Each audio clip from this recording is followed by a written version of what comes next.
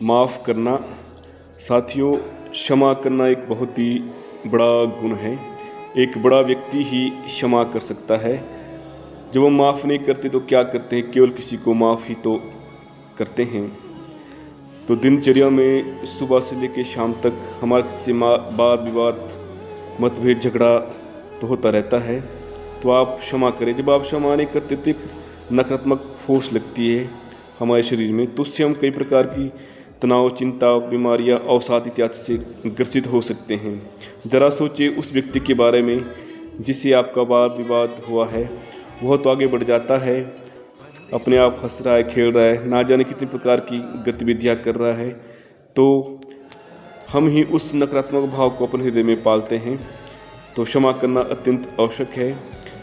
तो इस संदर्भ में एक बहुत अच्छा प्रसंग है बुद्ध का।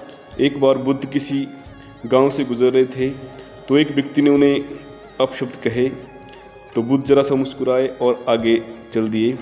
जब उस व्यक्ति को आभास हुआ कि उसने कटु शब्द कहे हैं बुद्ध के बारे में, तो वहाँ पुनः वह व्यक्ति उस गांव में गया और बुद्ध से क्षमा मांगी। तो बुद्ध ने कहा, मैं तो ये बात कब की भूल चुका हूँ, ये बात वहीं रह गई। तो बड़े व्यक्ति का गुण ही है क्षमा करना। यदि भी संदर्भ में बात करें जीसस क्राइस्ट के बारे में, जब उनको सूली पे चढ़ाया जा रहा था तो उन्होंने कहा, हे परमात्मा, आप इन्हें क्षमा कर दीजिए, ये नहीं जानते कि ये क्या कर रहे हैं। जब क्रूसीफाई करते हुए भी जीसस क्राइस्ट ने क्षमा का गुण बताया, तो यह कितना महत्वपूर्ण है। तो क्षमा करना एक दिव्य गुण है। तो महान पैगंबर मोहम्मद साहब ने भी क्षमा और शांति का संदेश दिया है। पैगंबर मोहम्मद साहब जब किसी गली से गुजरा करते थे तो एक बूढ़ी औरत उन पे कूड़ा फेंकती थी। तो जिस गली से वो गुजरते थे तो वो बूढ़ी औरत रोज़ ऐसा ही करती थी।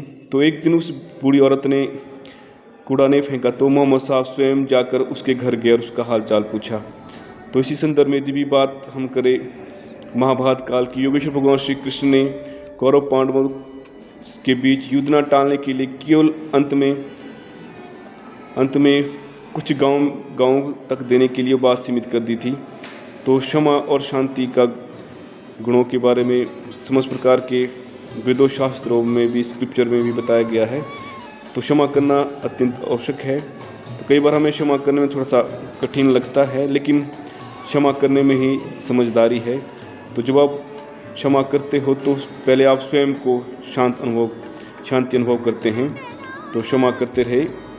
जब आप क्षमा करते हैं तो आप परमेश्वरी जो डिवाइन एनर्जी है उनकी स्थिति में आ जाते हो। तो परमेश्वरी शक्तियाँ ही उस समय आपको देखती है, क्योंकि परमेश्वरी गुण है क्षमा करना। तो सबको क्षमा करें, स्वयं को भी क्षमा करें। लाइक, शेयर, कमेंट करते रहे। आशा करता हूँ ये वीडियो आपको अवश्य ही अच्छा लगा हो। धन्यवाद।